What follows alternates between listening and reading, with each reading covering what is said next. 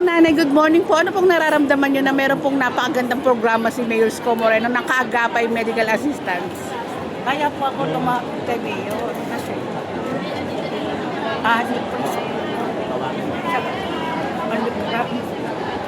Humingi po ako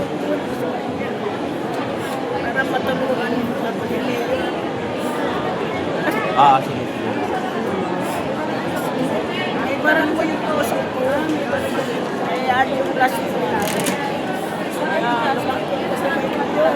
Matigan po ang natulungan. Sasagutin naman po kayo at yung plus ko sa hospital ng Maynila. Lang po, salamat po. Ayun, sagot na po ni Yorme yung Angioplasty na meron din po kayong binigay na medical assistance din po. Salamat po, Mayor, sa binigay po. Magkano pong halaga ang natanggap niyo, Mami? Halagang 20 po para makatulong ang pabiling gamot. At kasi yung gamot po. Hindi na siya. Maraming salamat po, Nanay. God bless po. Mayor, pasalamat po dito sa binigay niya. Bakit tulong na po sa pabiling gamot ko. Sige po. Sige na, May. Ingat po. Salamat. Salamat po.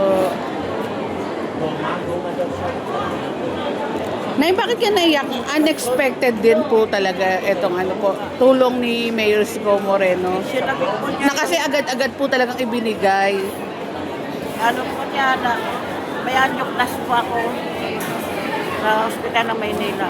Sinagot na po niya yung kasi doon po na pati nahalaga kasi kaya ano na po namin din. Nilalakad na para makahilang nilulong. Kasi malaking pinigis sa amin para matulong po ako.